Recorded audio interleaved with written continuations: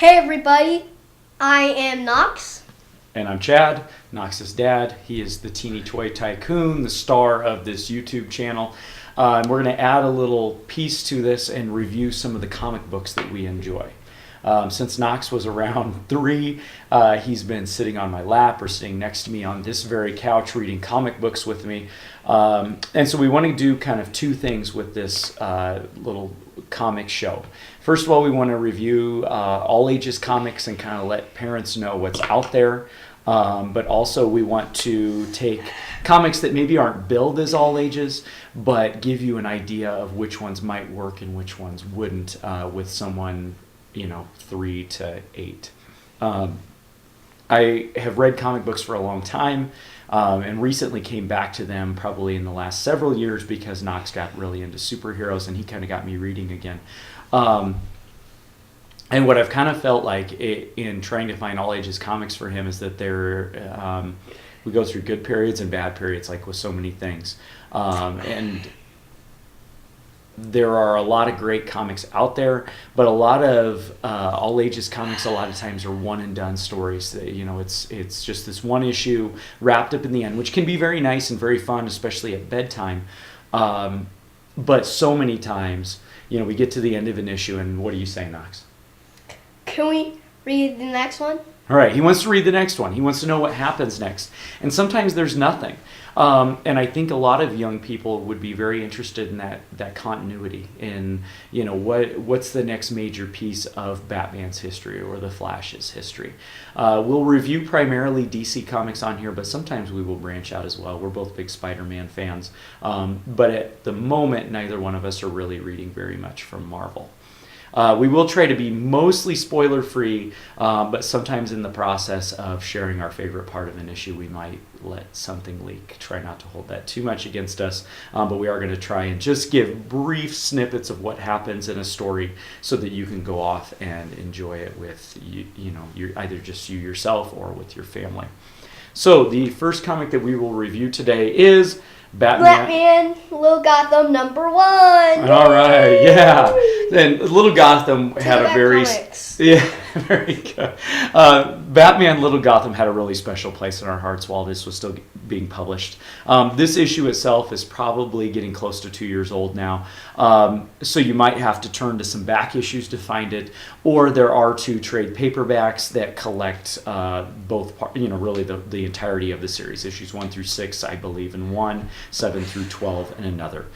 These were actually first collected in 24 digital comics, and then usually the print comic came out a couple months later, and we were fortunate enough to buy most of these as they hit the newsstand throughout the last couple of years, and there's been a giant hole in our comic reading since it stopped being published. So DC, if you're listening, bring back Li'l Gotham now. Yes, or me or Dad will no. blow our heads off. Okay, so Batman Li'l Gotham #1 is told in 2 parts. In part 1, it just shows Batman and Robin sitting on a rooftop just chilling out. And then Robin, on what night? Halloween. And Robin jumps off the building, like as usual, unsafely. All right. Yeah, so it's an issue that centers around Halloween, and for 2 costumed individuals, they ought to feel right at home, but we know that Damien is not used to being a kid, and this idea of other kids dressed up in costumes is a little bit alarming to him, and even violent in some instances. Nothing terrible, though. This is definitely an all-ages comic. And then it shows Damien, like, he's mad that he has to say trick or treat. He thinks that's boring, but really, it's not very hard. It's just easy peasy for kids. Right. So then part 2 centers around what holiday? Thanksgiving! All right, which is coming up, next week? Week after next, excuse me. To the Thanksgiving comic. All right. So, who's the main villain in the Thanksgiving issue? Penguin. Why? Because he is, sad that Turkey gets eaten because he's a big friend with the birds. All right. Yeah, and and we see a few moments of just Batman and Damian at home enjoying a family-filled Thanksgiving, and then eventually, there is a march of the turkeys that Penguin is leading. I won't say any more than that for the risk of spoiling anything, though.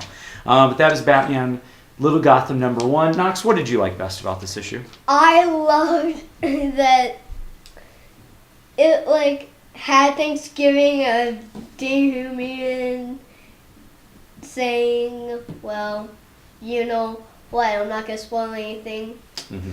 Yeah, and I also like that, well, it had Damian jumping off a rooftop unsafely. Yeah, that was funny. Yes. All right. And before, when we read this, I was just laughing a little bit. I was just like... Yeah, okay, good.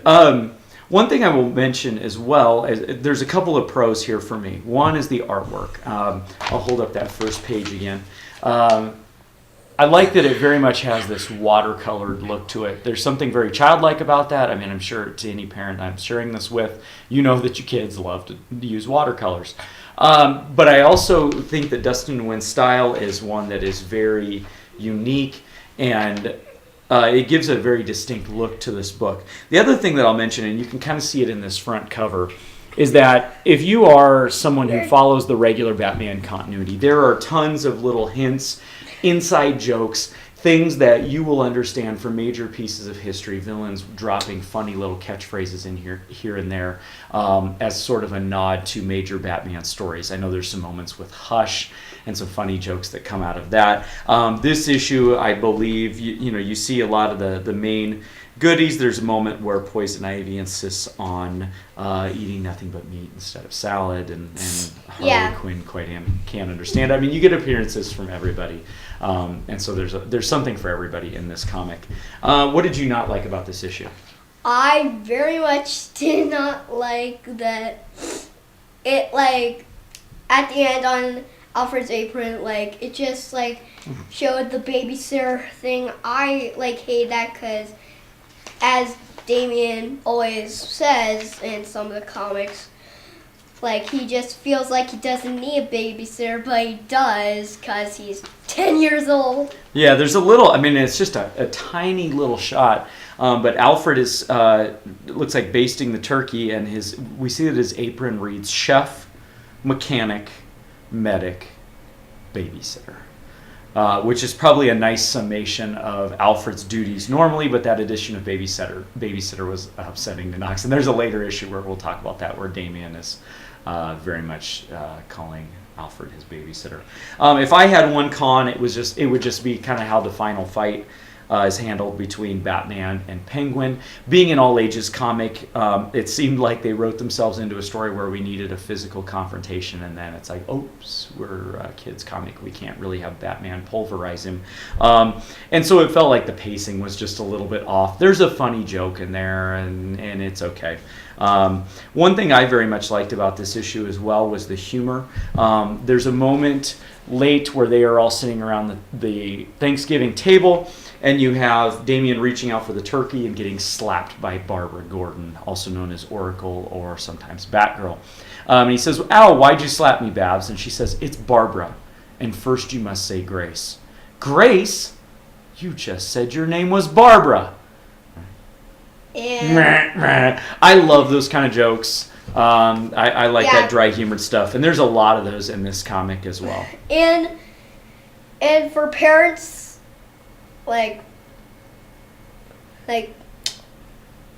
wives, you may agree with me, but sometimes when dads read comic books and they find funny jokes that they think are funny, we kids call that dad jokes.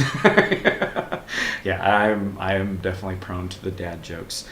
So parents, this is definitely a G-rated comic. You could read this straight through without previewing.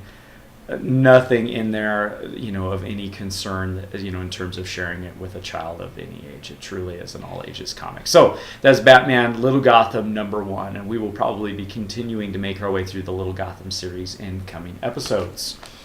Okay, our second comic for today is my favorite Flash number 1. Yeah, so this Flash's future end. Right, Flash Futures End number 1. If we were to put this in the current continuity, it's probably Flash 34.5 or something. I mean, it falls between issues 34 and 35. It was one of the only Futures End books, and I read quite a few of them and enjoyed them a great deal, but it was the only one that stayed in line with the stories that were currently happening. This essentially continues the story. The current storyline of the Flash has been that a Barry Allen from 15 years in the future has been making his way back in time to reach a point where he believes that he can fix the Speed Force. In the process of doing so, he has altered the course of several of his rogues' lives, and in fact ended a couple of those lives as well. This is not the Barry Allen that we've all been liking as a wholesome guy. And definitely not the Barry Allen from the television series, but instead a Barry Allen who has grown bitter and is bent on making change. The mistakes that several of his villains in the past have made, thinking particularly of Hunter Zolomon or Eobard Thawne, or even the Barry Allen that kicked off Flashpoint. A huge mistake to try and alter the past, but this one is bent on doing it as well. And so the story picks up now with, it opens with current day Barry Allen, the one that we are rooting for, or at least we're rooting for, in South America, saving some people from a rock slide, and he has to make his way back to Central City because Daniel West, the new 52 Reverse Flash, has reappeared, and he is in a brawl with future Flash. Parents, there's one little moment of caution. Okay, and as anytime we flip through this, I skip the page. I make him cover his eyes, so cover your eyes right now. Where we move from this fight with Barry Allen, so you will see a page where we have Wally West and Iris West in their car, and the accident itself is not a part that shouldn't be shown, but I would skip the next page because we then have future Flash ending Daniel West, Reverse Flash's life quite violently. Only thing of concern, you can uncover your eyes now, the only thing of any concern in this comic, and you could certainly skip that page without really even having to address it. We just know that at that point Daniel West is gone. So depending on your level of comfort with that, I was comfortable with sharing that with a 6-year-old, and it really wasn't too shocking, and he was kind of mad at me that he didn't get to see it though. So one spoiler there, but I say that just in terms of cautioning you. So what'd you like about this story, Knox? I loved that, of course, the Speed Force is broken and Future Flash thinks he can fix it, but Barry, just trying to stop him because he can't. Only, Barry can, because he's, you may call it actually one with the Speed Force. Mm-hmm. Yeah. And, I think that's kind of cool. Yeah, okay. I really like that. All right. One thing I really liked was getting to see the origin of New 52 Wally West. There have been a lot of people who haven't liked this new creation of Wally West, and I grew up in that era too. I read Wally West comics as a kid. I don't know. I don't understand the uproar. I mean, yeah, it's the same character with the same name, but I felt like it is headed in a direction to where people maybe not ought to complain so much. So I enjoyed that. You can even see on the cover, if you get the two-sided cover, and it doesn't show up that well on the camera, but if we turn it right, we get Wally West in his new Flash costume. I don't know if they're going to call him Kid Flash, or if we're talking about Impulse here, or if the character is even going to get a chance to continue. But I thought that was a pretty cool costume. What did you not like about this issue? I did not like that, in the car thing, they did not buckle their seatbelts. I thought that was pretty, cheesy. Yeah.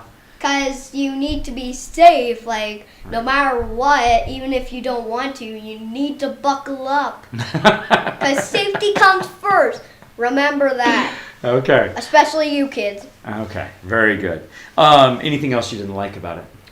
I very much did not like how Future Flash Cade, well, in this case, well, Wally's grandpa and uncle. Yeah, his Uncle Daniel.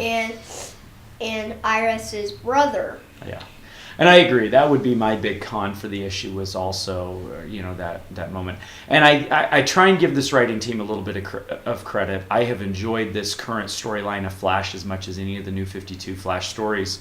And I know I'm in the minority on that. But I very much enjoyed that. And I do get that there was a sort of subtle homage to Barry Allen and how he ended Eobard Thawne's life, years and years ago during that run of the Flash. So I get what they were trying to do, but I feel like we never really got enough time with Daniel West. I'm hoping this will be a comic book death in the sense that he will be back, because I felt like that original Reverse story was too short anyway.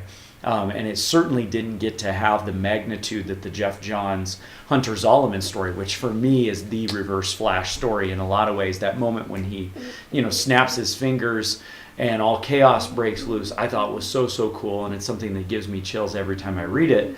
I wanted more time with Daniel West. I think there's a lot more avenues they could have explored, because he is such a extreme character in a lot of ways. So I was a little disappointed that it ended that way. Hopefully it won't stay. But this was a great issue. So that was Futures and the Flash #1. Parents, this is probably a PG if you skip past the moment where Daniel West's life has ended. And like I said, you can skip past it, and the story is not really any worse for wear. Okay, final issue we will share is Batgirl #35. Okay, so Knox, you've kind of liked Batgirl as of late. Why don't you talk about why you like Batgirl as a character? I love that, like, in some of the old TV shows, like Batman the Animated Series, Barbara and Dick had sort of a relationship in crime fighting together. I really like that. Okay.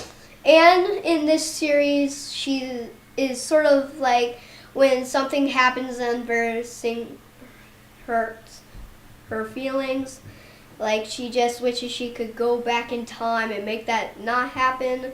And that's sometimes how I feel sometimes. Mm-hmm. And, I really like that. And she's also super nice. Mm-hmm. And, sometimes she gets a little frustrated and she just stays a little calm. Yeah.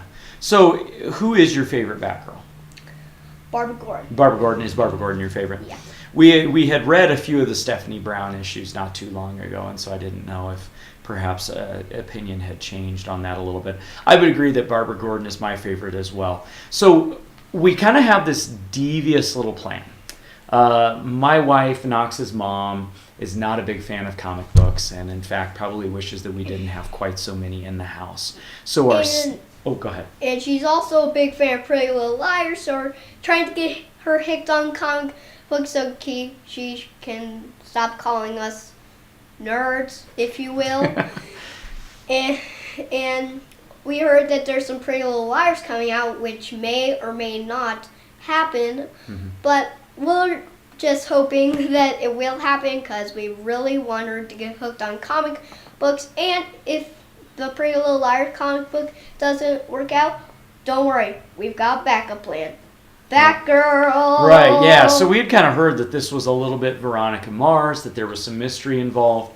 And yeah, there was a point in this past summer where I thought I had read, anyway, I feel like I'm kind of imagining it now, that there would be a Pretty Little Liars graphic novel. And so the plan was that we would give her a few issues of Batgirl and that graphic novel together and get her hooked in.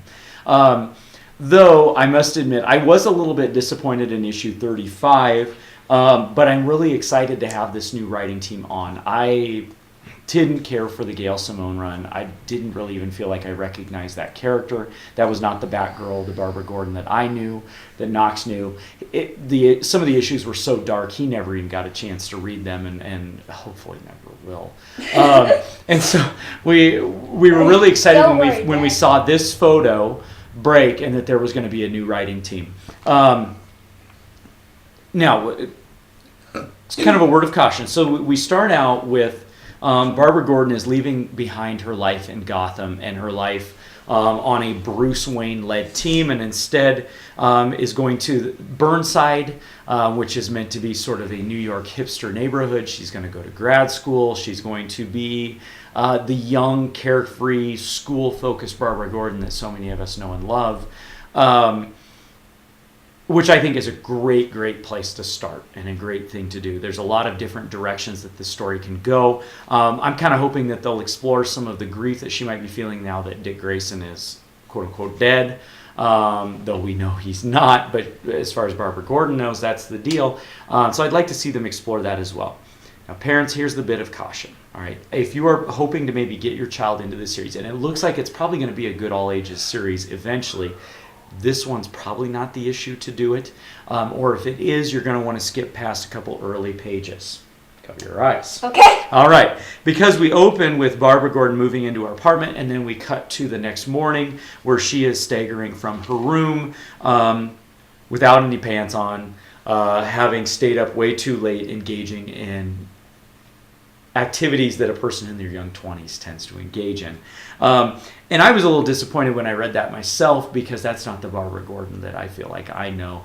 I know that sounds a little bit conservative and Puritan, but it just didn't make sense.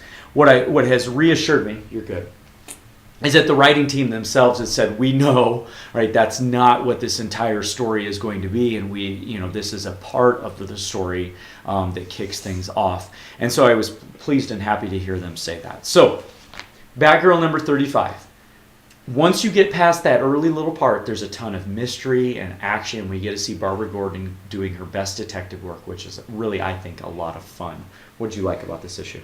I loved that after the whole, whatever happened when I didn't get to see it, whatever that. I like that after that it showed some detective work, because if you show your kids that will probably help them learn, and when they go to school and they see kids that have a little problem, they can probably figure out to solve that problem because of Batgirl comics. There we go, educational. I like it. My favorite part of this, of the new creative team, Babs Tarr is the star of the show. Her artwork is fantastic. The new costume is fantastic. Again, as I said, very lighthearted and is, just really, really enjoyable to read. And I'm saying that partly after having read issue number 36, because 36 really kind of puts the storyline back on what I was picturing it was going to be in the first place. What did you not like about this issue? Don't talk about that, and let's say, what did you not like about this issue? I very much did not like that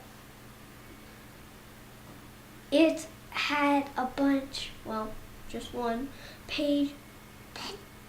It's a little violent for little kids like me. All right, yeah. So he didn't like that there was a part he didn't get to read, which I think is fair. And really, that's my only complaint as well. It's just those opening couple of pages that started off as a very sort of, there's no other way to say it, but came off like some of the more immature corners of the hipster net, in which it's, about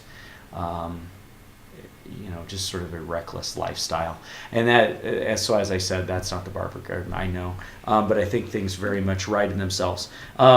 So Batgirl number 35 probably falls in as a PG-13. Parents, you may want to exercise caution. But as I said, this is a series that we're going to continue keeping a look at, because issue 36, which we will review in upcoming episodes, is very much safe for a child of about 6 years old, and really was a lot of fun, and we'll get to that one soon. All right, so that wraps up our 3 comics for today. Next time you see us, we will be reviewing Li'l Gotham number 2. Li'l Gotham number 2. Regular show number 7 and 8. We're going to venture away from DC just a little bit. We love regular show, and there's a kind of a funny 2-part story. And then finally, Action Comics number 35, the end or the aftermath to the Doomed story. I'm a big Superman fan. And I am trying to get closer, and I don't really like Superman comics right now, because usually I find it a little bit boring, but that's okay if you don't... He's only got eyes for the bat. Yeah, unfortunately, but we're working on it. Yeah, and if you disagree with me, that's okay. I respect that. But... right now, I don't really like it, but hopefully when I turn 7, I will probably like Superman more, because by then, those Superman comics will probably be over, because usually I love Superman, like when he's on video games, t-shirts, and... I'm thinking Action Comics 35 is maybe the one that's going to turn him around. We have read a couple of pieces of the Men of Tomorrow story, the John Romita Jr. drawn story as well. And so we'll talk about Superman in some upcoming episodes. So that is it from us. We will hopefully see you either week after next or sometime as soon as possible. And don't forget to click subscribe. All right. So, yeah. All right. Thank you for watching. See you later.